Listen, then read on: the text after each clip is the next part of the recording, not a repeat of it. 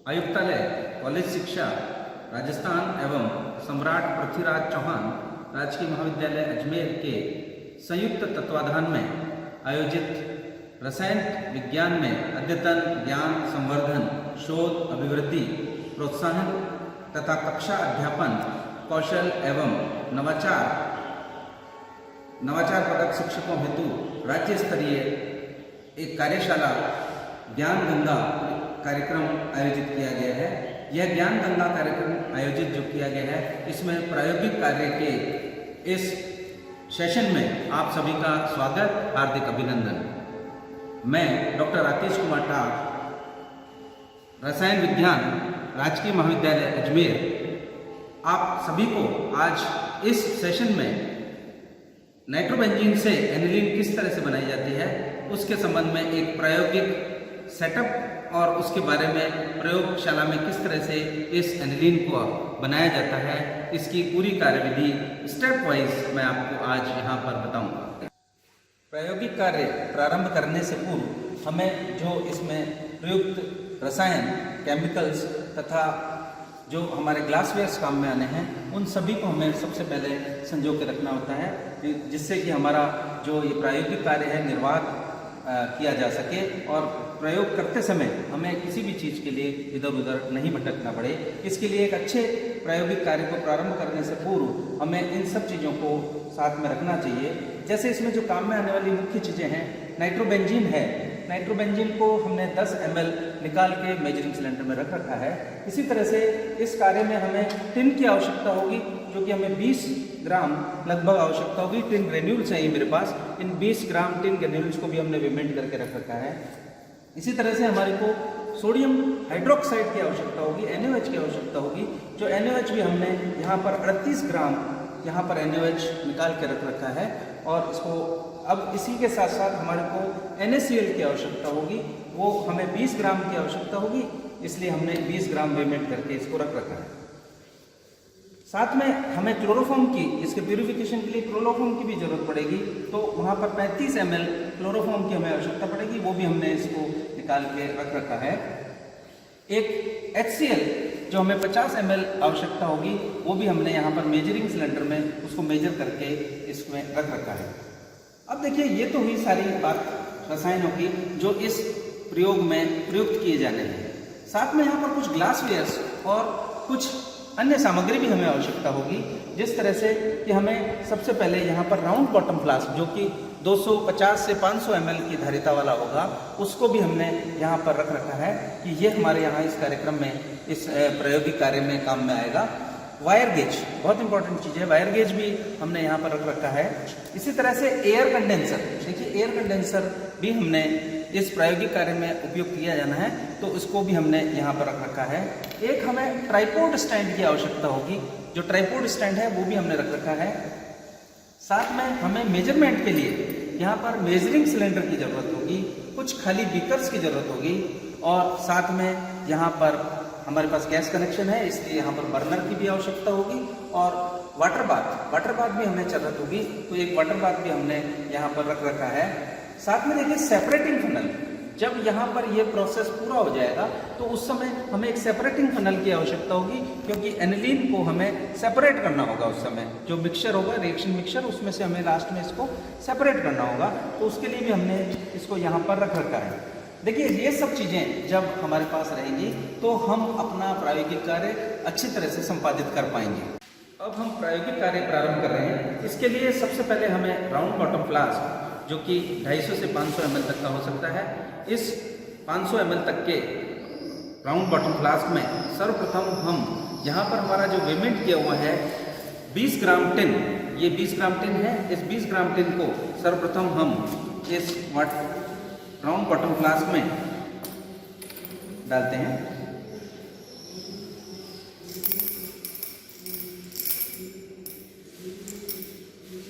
ये इस तरह से 20 ग्राम टिन हमने इसमें डाल दिया है। सर्वप्रथम इसमें हम 10 ml नाइट्रोबेंजीन इसमें डाल देते हैं।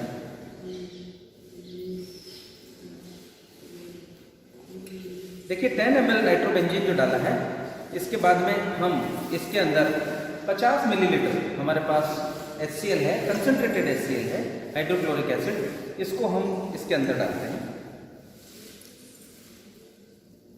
यहाँ देखिए इस हाइड्रोक्लोरिक एसिड को टिन के अंदर और नाइट्रोबेंजीन में डालते समय एक चीज़ का अवश्य ध्यान रखना चाहिए कि यहाँ पर ये एक एक्सोथर्मिक रिएक्शन होगी। देखिए रिएक्शन होना प्रारंभ हो गया है और यहाँ पर मैं इसके अंदर हाथ लगा के देखता हूँ तो ये हल्का हल्का सा गर्म होने लगा है, इसके अंदर से फ्यूम्स भी निकलने लगी हैं।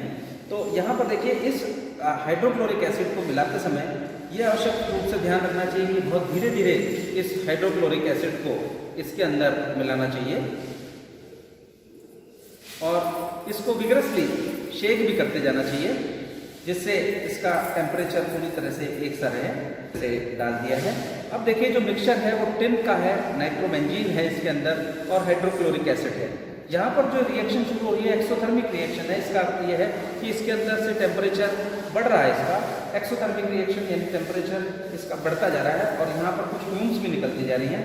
अब हमारा रिएक्शन प्रारंभ करने से पहले इसके अंदर हम सबसे पहले हम इसको प्रायोगिक कार्य प्रारंभ करने से पहले इसको हम ये करते हैं कि यहाँ पर हमारे पास बर्नर है।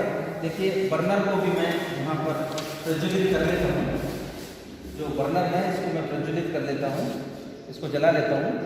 अब हमारा बर्नर वाला सेटअप तैयार हो गया है। इसके ऊपर मैं जो वाटर बाथ है जिसके अंदर पानी भरा हुआ है, इस वाटर बाथ को इसके ऊपर रख देता हूँ और साथ ही मैं ये जो हमारा राउंड बॉटम फ्लास्क है, इस राउंड बॉटम फ्लास्क के अंदर मैं ये जो चीज़ें डाली हुई है तीनों, इसको डाल के इस राउंड बॉटम फ्लास्क को इसके अंदर हम लगा देते हैं।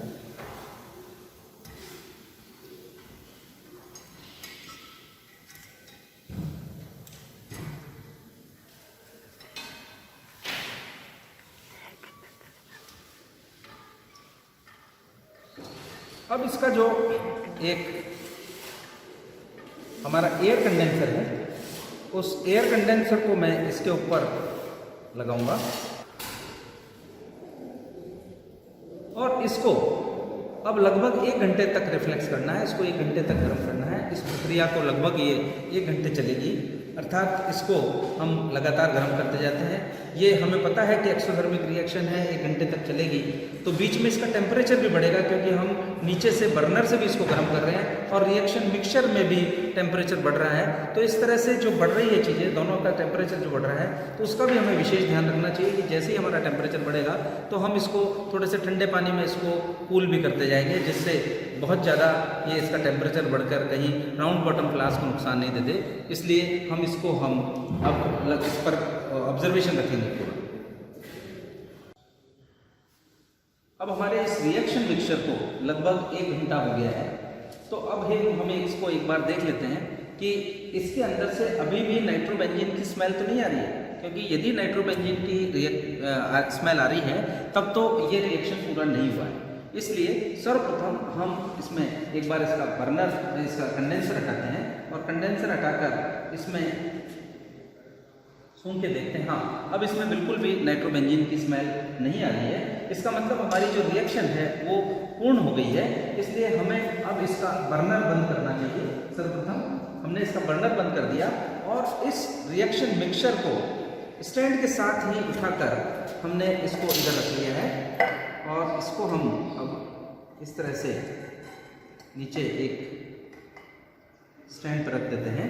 और रखने के बाद में अब देखिए ये हमारा जो मिक्सचर है, रिएक्शन मिक्सचर, इसमें से किसी भी प्रकार की नाइट्रोबेंजीन की स्मेल नहीं आ रही है। इसका मतलब हमारी रिएक्शन पूरी हो चुकी है। अब हमें इसमें जो 40 ग्राम NaOH मिलाना है, वो 40 ग्राम NaOH को हम 60 मिलीलीटर पानी में एक इसका सॉल्यूशन बनाएंगे। अब देखिए यहाँ पर मैंने आपको जब रिएक्शन ये सब केमिकल्स निकाले थे तब मैंने यहाँ पर NaOH निकाला था, लेकिन देखिए हाइग्रोस्कोपिक होने के कारण ये यहाँ पर इसके अंदर पानी इसने वातावरण का पानी इसने ले लिया है और ये गीला हो गया है। तो अच्छा ये होगा और हमें सजेस्ट भी ये करता हूँ कि ये इस तरह का यदि हाइग्रोस्कोपिक आपने पहले से निकाल के रख रखा है और NaOH हाइग्रोस्कोपिक हो गया तो इसको डिस्कार्ड करें, इसको उपयोग में नहीं लें। अब मैंने 20 ग्राम, क्योंकि मुझे दिख गया था एकदम कि हाइग्रोस्कोपिक हो गया, तो 20 ग्राम मैंने दूसरा NaOH लिया और इसको मैं 60 मिलीलीटर में इसका सॉल्यूशन एक बीकर में बना लेता हूँ। 60 ml पानी जो कि हमारा मेज़र किया हुआ था मेजरिंग सिलेंडर से, उसको डाल दिया है। इसका हम सॉल्यूशन बना लेते हैं। ये देखिए बहुत जल्दी से घुल जाएगा और ये भी एक्सोथर्मिक रिएक्शन देता है। ये भी एक अच्छी बात देखिए इसमें, ये भी एक्सोथर्मिक रिएक्शन देता है। जो ही मैंने इसमें पानी डाला इसका टेम्परेचर इसका भी बढ़ गया है। तो ये सॉल्यूशन बना है, NaOH का सॉल्यूशन, वाटर सॉल्यूशन भी बना है। इसको हम जो हमारा रिएक्शन मिक्सचर है इसके अंदर हम धीरे धीरे करके इसमें डालते हैं। देखिए धीरे धीरे करके डालने पर भी यहाँ पर फिर टेम्परेचर बढ़ता है और फ्यूम्स निकलना शुरू होते हैं। तो हमें ये विशेष ध्यान रखना है कि ये जो NaOH का सॉल्यूशन हम डाल रहे हैं ये बहुत कम मात्रा में एक साथ डले। और देखिए इस तरह से हमें बहुत थोड़ी थोड़ी मात्रा में इसको डालना है। और फिर वापस रख देता हूँ। इसको डालने के लिए हमें कीप का उपयोग करना चाहिए, क्योंकि कोई भी सॉल्यूशन की एक भी ड्रॉप बाहर नहीं गिरे, इसके लिए मैं इसमें कीप का भी उपयोग करता हूँ। यहाँ देखिए थोड़ा थोड़ा करके डालना है हमें।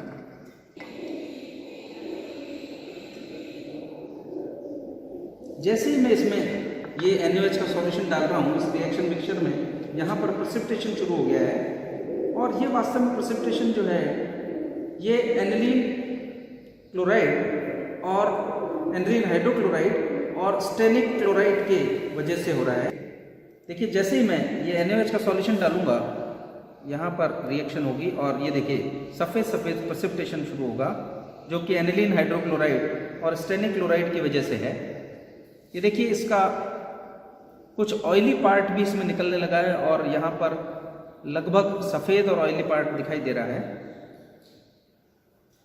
देखिए इस तरह से एकदम थोड़ा सा भी ज़्यादा डालने पर ये एक्सोथर्मिक रिएक्शन है। तो ये देखिए यहाँ पर टेम्परेचर बहुत ज़्यादा हो गया है, मेरे हाथ से भी पकड़ा नहीं जा रहा है। तो अब तो यहाँ पर इसको हमें ये सजेस्ट किया जाता है कि इसको थोड़ी देर हम वाटर बाथ के अंदर, ठंडे पानी के वाटर बाथ में इसको हम रखें, जिससे इसका टेम्परेचर थोड़ा कम हो। देखिए यहाँ से मुझे हाथ से मेरे पकड़े जाने में भी तक दिक्कत आ रही है। तो ये विशेष सावधानी रखनी है कि जब इस तरह से टेम्परेचर बढ़े तो हमें NaOH एकदम नहीं मिलाना है। यदि हम एकदम मिलाएंगे तो यहाँ पर राउंड बॉटम फ्लास्क से ये बाहर तक निकल जाएगा। ये देखिए अभी भी यहाँ पर कुछ ऑयली पार्ट भी नज़र आ रहा है और इसका प्रेसिपिटेशन भी नज़र आ रहा है। और ये देखिए इस तरह से है। इसलिए हम अब बचे हुए सॉल्यूशन को भी धीरे धीरे इसमें डालते हैं। देखिए धीरे धीरे डालने पर भी यहाँ पर कुछ फ्यूम्स निकल रही हैं, कुछ प्रेसिपिटेशन भी दिखाई दे रहा है। अब हमने इसमें लगभग जो 60 ml पानी के अंदर बना हुआ 40 ग्राम NaOH का जो सॉल्यूशन है पूरा डाल दिया है इसमें। और इसको हम थोड़ी देर तक के लिए इसको ठंडा करने के लिए रख देते हैं। इसके बाद में हम इसको हमारे पास जो सेपरेटिंग फनल है इस सेपरेटिंग फनल में डालेंगे। और इस सेपरेटिंग फनल में डालने के बाद में, क्योंकि देखिए इसमें लगभग देखिए इसमें 2 लेयर्स बनना शुरू हो गई हैं, इसका मतलब एनिलीन का बनना प्रारंभ हो गया है। देखिए एनिलीन बनना शुरू हो गई है। और अभी थोड़ी देर हम जब इसको ठंडे पानी में रखेंगे तो ये एनिलीन देखिए लेयर सी दिखाई दे रही है, एनिलीन की ऑयली लेयर नजर आ रही है। और ये ऑयली लेयर जो है वो धीरे धीरे सेपरेट होगी इस सॉल्यूशन मिक्सचर से। और इसको हम 5 मिनट के लिए इसको हम रख देते हैं। उसके बाद सेपरेटिंग फनल में इसको डालकर इसको सेपरेट करेंगे, फिर इसका प्यूरिफिकेशन करेंगे। वो प्रोसेस हम बाद में करेंगे, लेकिन हम 5 मिनट के लिए इसको ठंडा करने के लिए रख देते हैं। अब हम इस राउंड बॉटम फ्लास्क को देखते हैं, पूरी तरह से ठंडा हो चुका है। और इसमें देखिए क्लियर कट 2 लेयर्स बनी है, जो एक ऊपर ऑयली लेयर है और दूसरी नीचे दूसरी लेयर है। इन दोनों को ऑयली लेयर, वास्तव में ऑयली लेयर जो है वो एनिलीन है, नाइट्रोबेंजीन से जो हमने बनाई है एनिलीन वो है। अब इसको हमारे पास सेपरेटिंग फनल है, इस सेपरेटिंग फनल में पोर करते हैं। और सेपरेटिंग फनल में पोर करने के बाद में ये देखिए इसको सेपरेटिंग फनल में पोर कर देते हैं।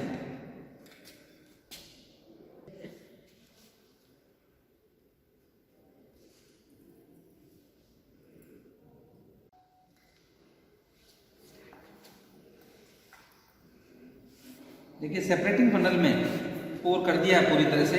और इसमें भी आप क्लियर कट देख सकते हैं कि यहाँ पर 2 लेयर्स बन गई हैं। एक बार इसको पहले मैंने हिला दिया था। अब देखिए जो इसका नीचे वाला पोर्शन है इसको हम इस सेपरेटिंग फनल से अलग कर देते हैं। और केवल जो ऑयली पार्ट होगा वो हम इससे बाहर निकाल लेंगे। ऑयली पार्ट ऊपर रह जाएगा और इसके अंदर जो नीचे वाला भाग है वो देखिए ड्रॉप वाइज निकल रहा है, इसमें देखिए ड्रॉप वाइज इसमें से देखिए यहाँ पर जो मिक्सचर था जिसमें एनिलीन भी था और प्रेसिपिटेट भी था, तो प्रेसिपिटेट को हमने इस सेपरेटिंग फनल से अलग कर दिया है और अब हमारे पास ये यहाँ पर एनिलीन वाला जो ऑयली पार्ट है वो बचा है। इसको ऑयली पार्ट को हम डायरेक्टली इसमें अलग कर लेते हैं। ये हमारे पास एनिलीन बन गया है और एनिलीन को हमने इस तरह से अलग निकाल दिया है। और अब देखिए यहाँ पर ये थोड़ा सा इम्प्योर हो सकता है, इसलिए इसको क्लोरोफॉर्म के साथ इसके थोड़ा सा मिक्स करेंगे और उसके बाद में इसके बाद में इसका स्टीम डिस्टिलेशन कर लेंगे, जिससे प्योर फॉर्म में हमारे को एनिलीन प्राप्त हो जाएगा। और ये स्टीम डिस्टिलेशन वाली यूनिट जो है उसको भी हम आगे लगाएंगे, लेकिन समय का अभाव होने के कारण मैं स्टीम डिस्टिलेशन वाला पार्ट जो कि इसका प्यूरिफिकेशन का पार्ट है वो यहाँ पर नहीं ले रहा हूँ। और अब यहाँ पर हमें यहाँ पर एनिलीन प्राप्त हो गई है। ये इस तरह से हमने नाइट्रोबेंजीन से एनिलीन बनाया है। Thank you very much.